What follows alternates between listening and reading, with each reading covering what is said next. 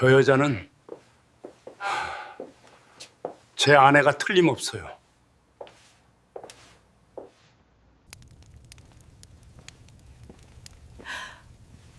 오랜만이에요. 장례식장 한켠 검은 모자를 눌러 쓴 여자가 고개를 들었습니다. 똑같은 눈매, 똑같은 목소리. 죽은 줄 알았던 사람이 제 앞에 서 있었습니다. 숨이 멎은 듯 가슴이 쿵 내려앉았죠. 사람들은 고개를 돌리고 저는 한 발자국도 움직일 수 없었습니다. 그녀의 입가가 살짝 떨렸습니다. 그날이 제 인생에서 가장 길었던 하루가 될 줄은 몰랐습니다. 그 일을 이야기하려면 5해 전으로 거슬러 올라가야 합니다. 그때 저는 55이었고 작은 목공방을 운영하며 소박하게 살고 있었습니다. 도심 외곽의 오래된 골목, 손때 묻은 나무 냄새 속에서 하루를 보냈죠. 나무를 깎을 땐 마음이 고요해졌습니다. 그게 제 인생의 전부이자 위로였습니다. 제 옆에는 늘 아내가 있었습니다. 아내는 제게 친구이자 가족, 그리고 제 일의 가장 큰 조언자였습니다. 아이들은 모두 출가했고 둘만 남은 집은 한동안 적막했지만 아내의 웃음소리 덕에 외롭지 않았습니다. 그녀는 매일 새벽마다 정성스레 차를 끓이고 저에게 당신, 너무 일에만 매달리지 마요. 나무보다 사람이 먼저예요. 라고 말하곤 했습니다. 그 말이 그땐 그저 잔소리처럼 들렸습니다. 하지만 이제 와 생각하면 그 말이 마지막 인사였는지도 모릅니다. 사고가 난 날은 유난히 하늘이 흐렸습니다. 비가 올 듯 말 듯한 저녁 무렵 전화벨이 울렸습니다. 낯선 번호였습니다. 받아보니 경찰이었습니다. 가족분이십니까? 교통사고가 있었습니다. 순간 심장이 쿵 내려앉았습니다. 무슨 말인지 제대로 들리지 않았습니다. 몸이 굳은 채로 병원으로 달려갔습니다. 응급실에는 이미 싸늘한 공기만이 남아 있었습니다. 의사는 고개를 떨군 채 사망을 확인했습니다. 사고는 도로를 벗어난 차량이 가드레일을 들이받으면서 일어났다고 했습니다. 조사 결과 브레이크 결함으로 추정된다고 했지만 그게 무슨 소용이겠습니까? 제겐 그저 아내가 죽었다는 사실만 남았을 뿐이었습니다. 영안실에서 하얀 천으로 덮인 아내의 얼굴을 봤습니다. 얼굴은 평온했습니다. 마치 잠든 듯 금세라도 일어날 것처럼 보였습니다. 손끝을 잡아봤지만 아무 온기도 없었습니다. 그날의 냄새와 공기, 아내의 차가운 이마의 감촉이 아직도 잊히질 않습니다. 장례는 조용히 치렀습니다. 하객도 많지 않았습니다. 아내의 생전 부탁이 누구에게도 부담 주지 말자였기에 조용히 가족장으로 마무리했습니다. 그날 이후로 저는 한동안 세상과의 문을 닫았습니다. 공방 문을 걸어 잠그고 하루 종일 의자에 앉아 먼지만 바라보았습니다. 도대체 왜 어떻게 그런 사고가 일어났는지 아무리 곱씹어도 답을 찾을 수 없었습니다. 사람들은 시간이 해결해 줄 거라고 했지만 오히려 시간이 지날수록 더 깊어졌습니다. 아내의 부재가 생활 곳곳에서 느껴졌습니다. 식탁 위 반찬 수가 줄었고 차를 마실 때마다 빈 의자가 눈에 밟혔습니다. 밤이 깊으면 문득 잠에서 깼습니다. 누군가 부엌에서 컵을 닦는 소리가 들리는 듯 했죠. 그럴 때마다 저는 스스로를 달랬습니다. 이제 그만 잊자. 아내도 편히 가야지. 하지만 잊을 수 없었습니다. 아내의 흔적은 제 일상 구석구석에 남아 있었습니다. 서랍 속에 넣어둔 손수건, 함께 고른 찻잔, 마지막으로 함께 찍은 사진 한 장. 그 모든 게 저를 붙잡았습니다. 그렇게 5년이 흘렀습니다. 저는 매년 같은 날, 같은 시간에 아내가 떠난 곳으로 갔습니다. 작은 꽃 한 다발과 향 하나, 그리고 조용한 기도만 올렸습니다.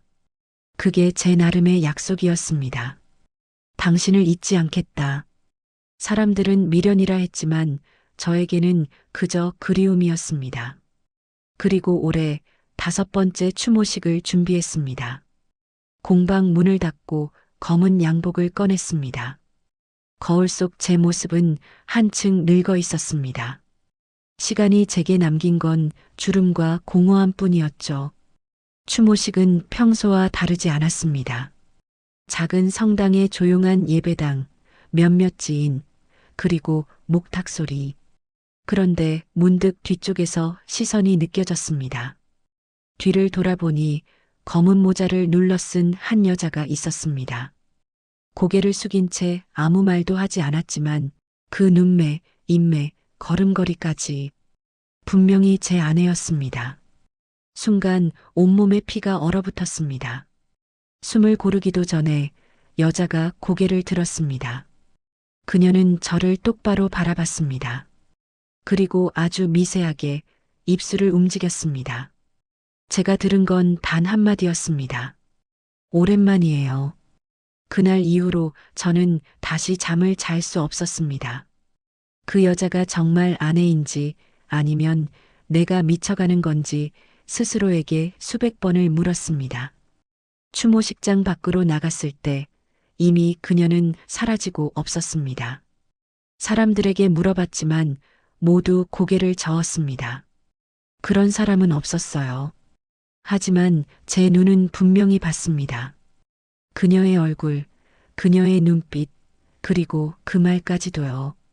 며칠 동안 머릿속이 뒤죽박죽이었습니다. 혹시나 해서 경찰에 찾아가 사고 당시의 기록을 다시 보여달라고 했습니다.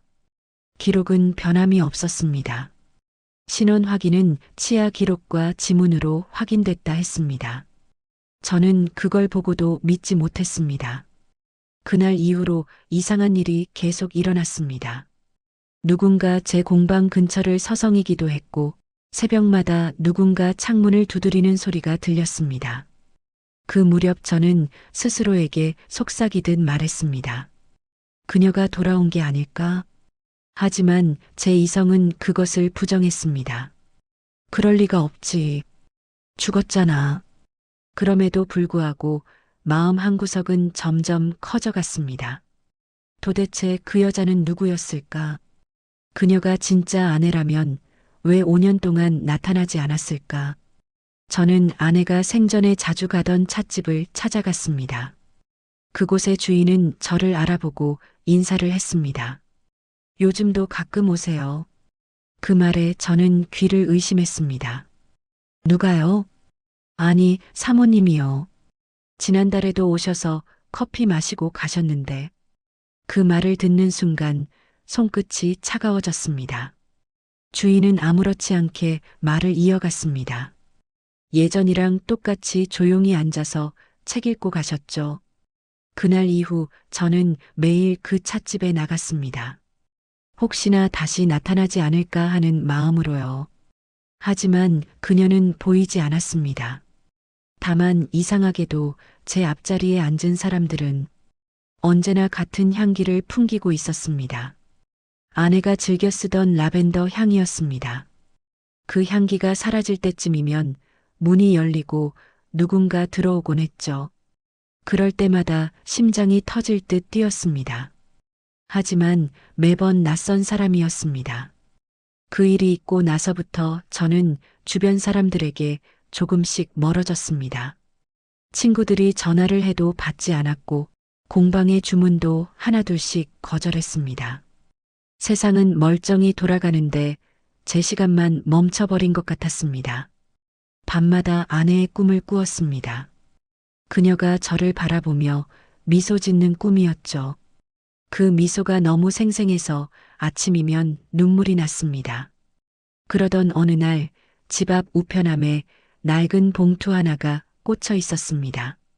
보낸 사람도 없고 이름도 주소도 없는 편지였습니다. 조심스럽게 봉투를 열자 짧은 메모가 한 장 들어 있었습니다. 진실을 알고 싶다면 사고 현장 근처로 오세요. 글씨는 분명 아내의 필체였습니다. 그 순간 다리가 풀려 주저앉을 뻔했습니다. 편지를 받은 그날 밤 저는 단 한숨도 자지 못했습니다. 불 꺼진 방 안에서 그 짧은 문장을 수십 번 읽고 또 읽었습니다. 진실을 알고 싶다면 사고 현장 근처로 오세요. 그 필체는 틀림없이 아내의 것이었습니다.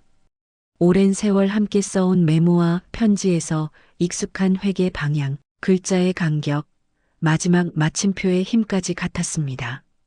혹시 누군가 일부러 따라 쓴 건 아닐까 수백 번을 의심했지만 마음속 깊은 곳에서는 이미 하나의 결론이 들려왔습니다. 그녀는 살아있다. 새벽이 되자 저는 더 이상 기다릴 수 없었습니다. 비틀거리며 차에 올라 사고 현장으로 향했습니다. 길은 여전히 그때 그대로였습니다. 가드레일은 새로 칠해졌고 옆길에는 잡초가 무성했습니다. 그날 아내가 운전하던 차량이 멈췄던 자리쯤에서 차를 세웠습니다. 그리고 한참을 서 있었습니다. 이상했습니다. 예전에는 그저 공포와 상실만 느껴졌던 곳인데 그날은 이상하게도 기다림의 기운이 감돌았습니다. 차 문을 닫고 발걸음을 옮기는 순간 라벤더 향이 바람을 타고 스쳤습니다. 그 향은 분명 아내가 생전에 즐겨 쓰던 향이었습니다. 주위를 둘러봤지만 사람 그림자 하나 없었습니다. 들판은 고요했고 멀리서 개 짖는 소리만 들렸습니다. 그때 도로 한쪽에 작은 흰 종이가 눈에 들어왔습니다. 낡은 전신주에 스카치 테이프로 붙어 있었죠. 거기엔 서툰 글씨로 이렇게 적혀 있었습니다. 당신이 본 건 착각이 아닙니다. 몸이 굳은 채로 종이를 떼어들었습니다. 손끝이 떨렸습니다. 종이 뒤편엔 날짜가 적혀 있었는데 바로 어제 날짜였습니다. 누군가 분명히 여기에 다녀간 겁니다. 그날 이후 저는 모든 일을 손에 잡을 수 없었습니다. 공방 문을 닫고 일도 중단했습니다. 머릿속에는 오직 한 생각뿐이었습니다. 그녀가 살아있다면 왜 나타나지 않았을까? 며칠 뒤 한 통의 전화가 걸려왔습니다. 낯선 남자의 목소리였습니다. 박 선생님 맞으시죠? 그날 사고에 대해 다시 한번 이야기하고 싶습니다. 그는 자신을 보험조사관이라고 소개했습니다. 그의 말에 따르면 사고 당시 차량의 블랙박스 영상이 기록과 맞지 않는 부분이 있다는 것이었습니다. 사고 발생 시간보다 20분 정도 앞선 장면이 잘려 있었다는 겁니다. 그는 조심스럽게 물었습니다. 혹시 부인께서 그날 평소와 다른 모습을 보이지 않으셨습니까?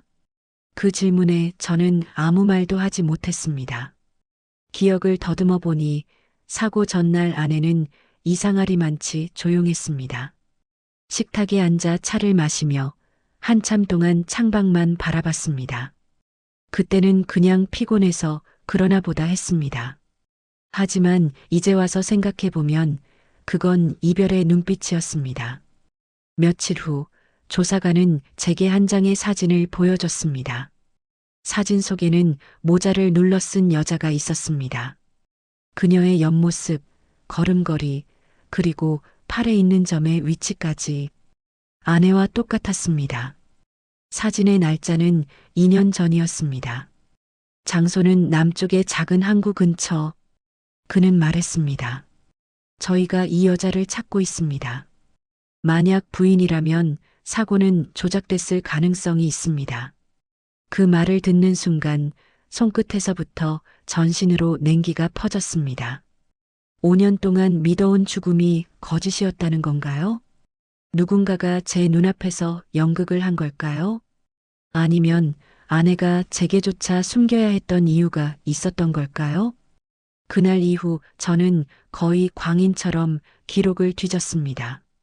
병원 진단서, 보험 서류, 장례식 서류까지 모두 다시 살폈습니다. 그중 한 장의 문서에서 이상한 점을 발견했습니다. 사망 확인서의 서명이 담당 의사가 아니라 다른 필체였습니다.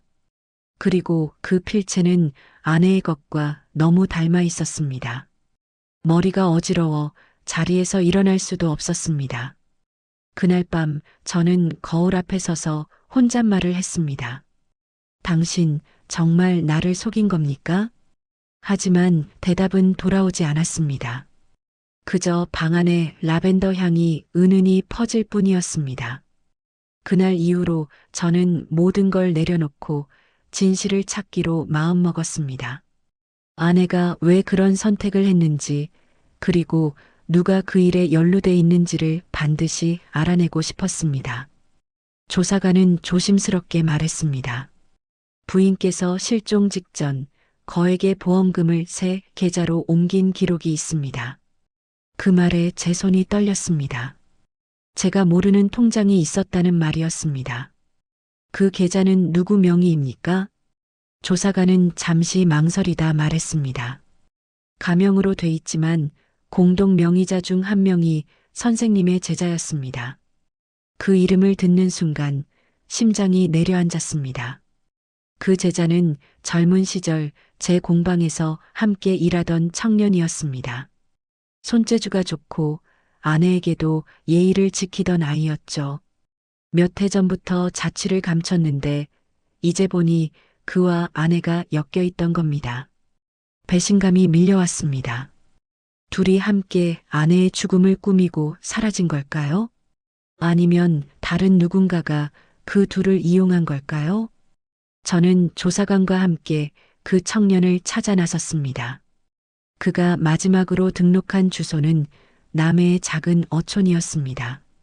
낡은 여관방 하나를 빌려 며칠을 기다린 끝에 우연히 항구 근처 식당에서 그를 발견했습니다. 그는 저를 보자마자 얼굴이 하얗게 질렸습니다. 선생님 살아계셨군요. 그 말에 저는 주먹을 쥐었습니다. 내가 무슨 짓을 한 건지 알고는 있나?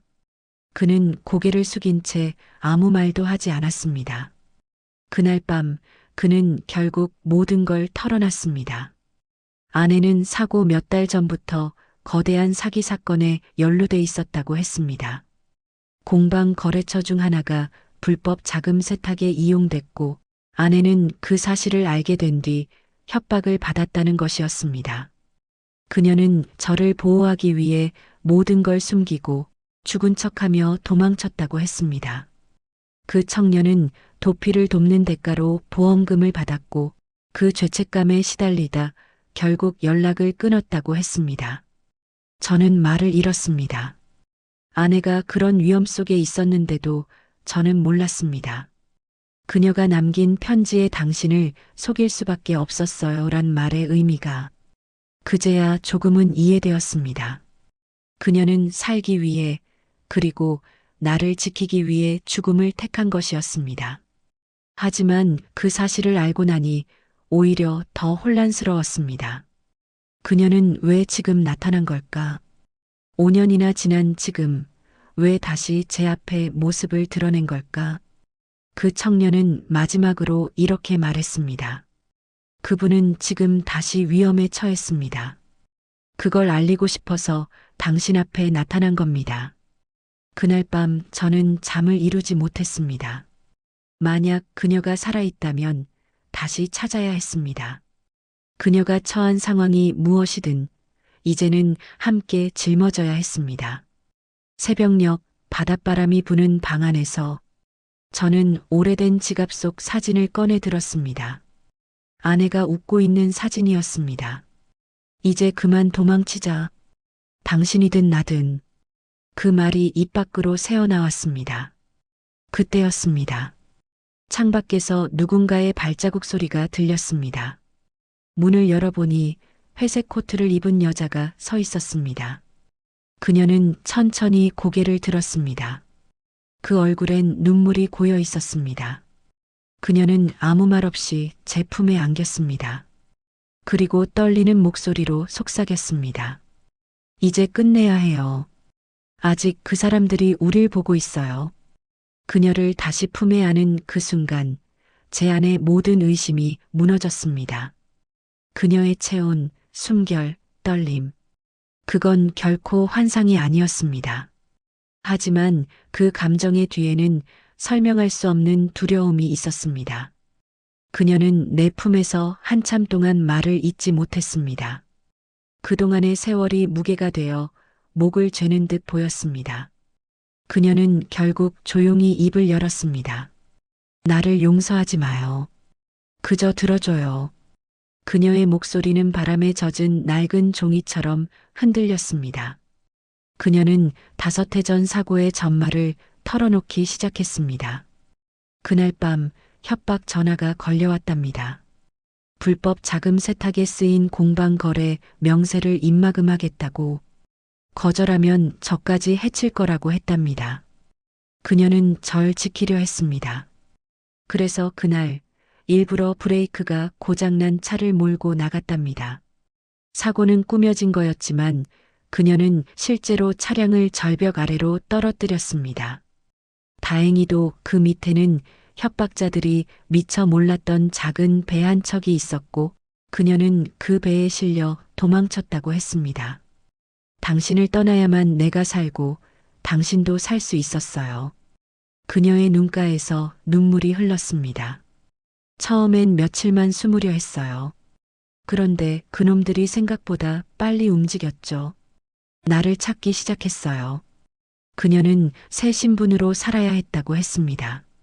이름을 버리고 얼굴을 바꾸고 매일을 도망치며 살았답니다. 그녀의 손등엔 작은 흉터가 새로 생겨 있었습니다. 그건 삶과 싸운 흔적이었습니다. 그녀는 제게 낡은 가방 하나를 내밀었습니다. 그 안에는 외장하드와 문서 뭉치가 들어 있었습니다. 이게 그들이 두려워했던 증거예요. 이걸 세상에 공개하면 그들이 끝나요. 저는 손에 쥔 문서 더미를 바라봤습니다. 도대체 이걸 지금 어떻게 해야 할지 알 수 없었습니다. 당신은 왜 이제 와서 이걸 들고 온 겁니까? 그녀는 조용히 대답했습니다. 이제 도망칠 곳이 없어요. 그리고 당신을 더 이상 속이고 싶지 않았어요. 그때 밖에서 차 소리가 들렸습니다. 검은 SUV 한 대가 천천히 골목을 따라 들어왔습니다. 그녀는 창문 틈으로 그 모습을 보고 얼굴이 하얗게 질렸습니다. 왔어요. 그들이. 그녀는 제 손을 꼭 잡았습니다. 제발, 이건 당신이 가지고 있어요. 혹시 무슨 일이 생기면 경찰에 꼭 전달해요. 그녀의 눈빛은 단호했습니다. 당신이 날 잃은 게 아니라 내가 당신을 살린 거예요. 그녀는 문을 열고 밖으로 나갔습니다. 저는 따라 나서려 했지만 그녀가 손을 내밀며 고개를 저었습니다. 이건 내가 끝내야 해요. 그리고 어둠 속으로 천천히 걸어 들어갔습니다. SUV의 문이 열리고 검은 옷을 입은 남자 둘이 내렸습니다. 저는 본능적으로 몸을 숨겼습니다. 짧은 고함, 발소리, 그리고 금속이 부딪히는 소리가 들렸습니다.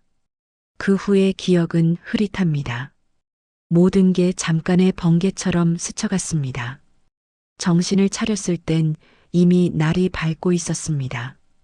SUV는 사라졌고 골목엔 그녀의 목도리만 떨어져 있었습니다. 라벤더 향이 마지막으로 퍼져 있었습니다. 그녀가 남긴 가방을 품에 안은 채 저는 끝내 그 자리에 주저앉았습니다. 그날 저는 아내를 2번째로 잃었습니다. 그날 이후의 기억은 마치 길게 이어진 악몽 같았습니다. 그녀가 사라진 자리엔 아무것도 남지 않았습니다. 경찰에 신고를 했지만 돌아온 답은 냉정했습니다. 확인된 실종자는 없습니다. 그녀의 이름도 얼굴도 존재도 이미 세상에선 지워져 있었으니까요. 며칠 동안 저는 병든 사람처럼 방 안을 떠나지 못했습니다. 하지만 그녀가 남긴 가방이 제 옆에 있었습니다. 그게 유일한 희망이었습니다. 떨리는 손으로 가방을 열었습니다. 그 안에는 두꺼운 봉투 몇 개와 외장하드 하나, 그리고 손편지 한 장이 들어 있었습니다. 편지의 첫 문장은 이렇게 시작됐습니다. 당신이 이 편지를 보고 있다면 나는 아마 다시 사라졌을 거예요. 그녀의 글씨는 단정했습니다. 그 안엔 그동안의 모든 진실이 담겨 있었습니다. 그녀는 불법 자금 세탁의 실체를 알고 있었습니다. 그 자금은 한때 제가 일감을 받아왔던 하청업체의 돈이었습니다. 그들은 작은 공방을 이용해 돈의 흐름을 세탁했고 아내는 우연히 그 사실을 발견해 증거를 모았다고 했습니다. 하지만 그들은 아내의 움직임을 눈치챘고 그녀는 저를 지키기 위해 모든 걸 포기했다고 적혀 있었습니다.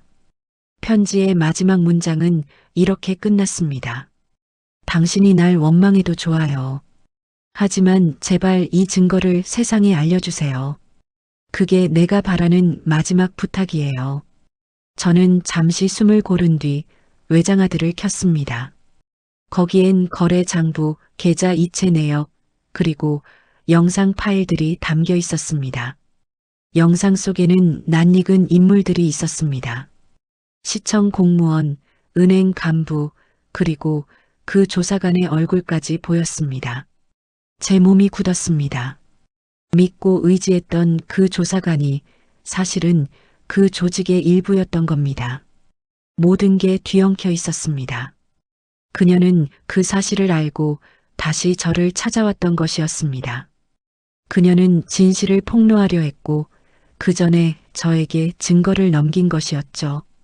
저는 더 이상 물러설 수 없었습니다. 그녀가 목숨을 걸고 남긴 것을 묻을 수는 없었습니다. 그날 밤 저는 경찰 대신 기자를 찾아갔습니다. 오래 알고 지내던 지역 신문사 기자였습니다. 이걸 보세요. 이게 다 사실이라면 큰일이 벌어집니다. 그는 처음엔 믿지 못하다가 자료를 하나씩 넘겨보더니 표정이 굳었습니다.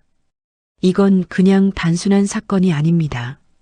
그날 새벽 기자는 상부에 보고했고 곧 경찰도 움직였습니다.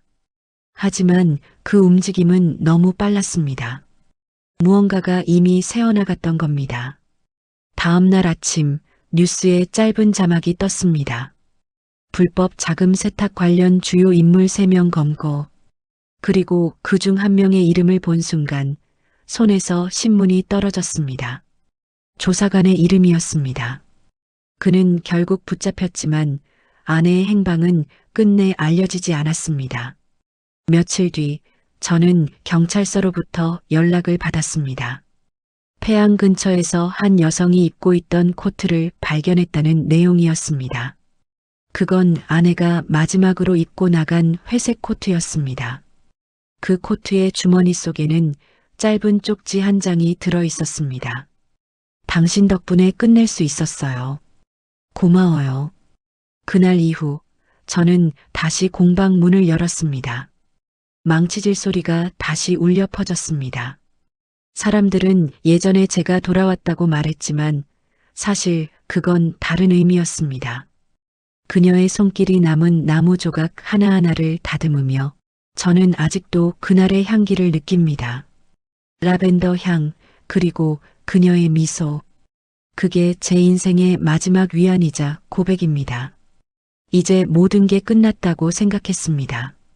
사건이 세상에 알려지고 관련자들이 구속되면서 도시는 잠시 소란스러웠습니다.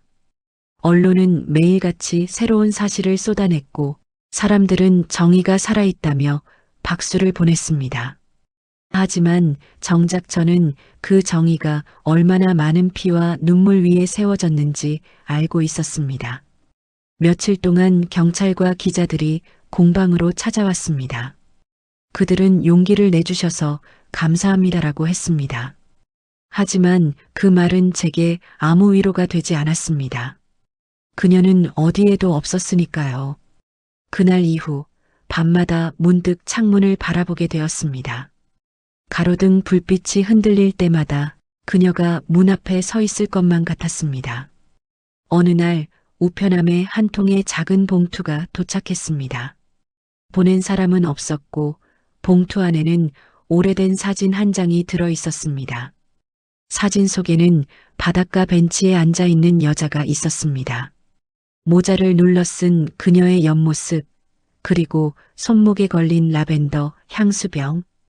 그건 분명 아내였습니다. 사진의 뒷면에는 짧은 문장이 적혀 있었습니다. 이제는 나도 평온해요.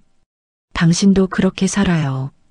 그날 이후 저는 더 이상 그녀를 찾지 않았습니다. 대신 매년 그날이 되면 작은 교회 뒤편의 묘비 없는 공간에 꽃을 두고 옵니다. 라벤더 향이 나는 작은 꽃다발과 함께요. 누군가는 그게 미련이라고 하겠지만 저에게 그것은 약속입니다. 그녀가 남긴 마지막 말, 이제 끝내야 해요라는 말을 지키는 약속이죠. 시간이 지나면서 세상은 다시 평온해졌습니다. 공방에도 다시 사람들이 찾아왔습니다. 이웃들은 여전히 저를 묵묵한 장인이라 불렀지만 그들은 모릅니다. 내가 매일 만드는 나무 상자가 사실은 그녀와의 시간을 닮은 조각이라는 걸요. 손끝에 닿는 나뭇결 하나하나가 그녀의 웃음과 목소리를 떠올리게 합니다. 어쩌면 그녀는 여전히 어딘가에서 살아있을지도 모릅니다. 그렇다고 해도 이제는 괜찮습니다. 이제는 원망보다 그리움이 먼저 떠오르니까요. 사람이 사람을 잃는다는 건 끝이 아니라 다른 형태로 함께 살아간다는 뜻임을 이제는 압니다. 지금도 밤이 깊어지면 향 하나를 피웁니다. 라벤더 향이 천천히 공방 안을 채울 때 그녀가 제 옆에서 말하는 듯합니다. 이제 편히 쉬어요. 당신도 나도. 그때 저는 살며시 미소를 짓습니다. 그리고 마음속으로 대답합니다. 이제야 정말 끝났네요. 고마워요. 그렇게 제 이야기는 이곳에서 멈춥니다. 사람들은 언젠가 있겠지만 그녀와의 시간은 제 손끝과 마음속에 여전히 살아있습니다. 죽은 줄 알았던 아내는 결국 제 삶의 마지막 순간까지 가장 선명한 생명으로 남았습니다. 인생을 돌아보면 모든 일엔 이유가 있었습니다. 그땐 왜 그런 고통을 겪어야 했는지 몰랐지만 지나고 나니 그 모든 것이 하나의 길이었습니다. 아내를 잃고 다시 찾고 또다시 잃으면서 저는 비로소 사랑이 무엇인지 알게 되었습니다. 사랑은 붙잡는 것이 아니라 놓아주는 것임을 배웠습니다. 누군가를 진심으로 사랑한다면 그가 평온하길 바라는 마음 하나면 충분하다는 것도요. 아내는 제게 삶의 끝에서조차 마지막 선물을 주었습니다. 진실을 밝혀 세상을 바로잡게 해준 용기, 그리고 이해한다는 말보다 더 깊은 용서의 의미를 남기고 갔습니다. 이제 저는 더 이상 과거에 머물지 않습니다. 그녀가 그랬듯 제게 남은 시간 속에서 조용히 살아가려 합니다. 하루의 끝, 나무 냄새 속에 앉아 있으면 그녀가 제 옆에서 말하는 것 같습니다. 괜찮아요. 이제 됐어요. 그녀는 제게서 떠났지만 제 마음속에선 여전히 살아있습니다. 라벤더 향처럼 보이지 않지만 사라지지 않는 존재로요. 어쩌면 그것이 진짜 사랑의 형태인지도 모르겠습니다. 사람은 결국 사랑한 만큼 남습니다. 그 사랑이 진심이었다면 그 끝은 이별이 아니라 평화로 남는 법이니까요. 그래서 이제 저는 이렇게 말할 수 있습니다. 죽은 줄 알았던 그녀는 결국 제 안에서 다시 살아났습니다. 여러분, 오늘 사연 참 많은 생각을 남기네요. 사랑하는 사람을 잃었다는 건 단순히 한 사람의 부재가 아니라 우리 삶의 일부가 통째로 비어버리는 경험이 아닐까 싶습니다.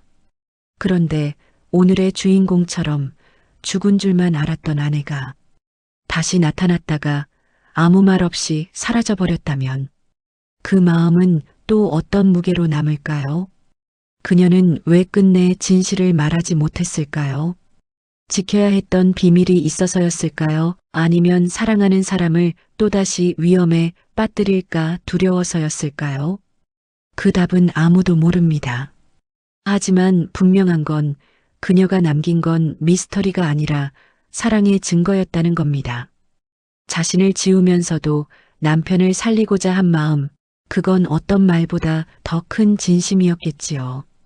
여러분, 혹시 지금도 마음 한구석에 말없이 떠나간 누군가가 있다면 그 사람이 남긴 빈자리를 두려워하지 마세요. 그 자리는 사랑이 머물렀던 자리니까요. 오늘도 그 기억이 여러분의 하루를 조금은 따뜻하게 감싸주길 바랍니다. 지금까지 여러분의 마음 곁에서 함께한 사연바람이었습니다.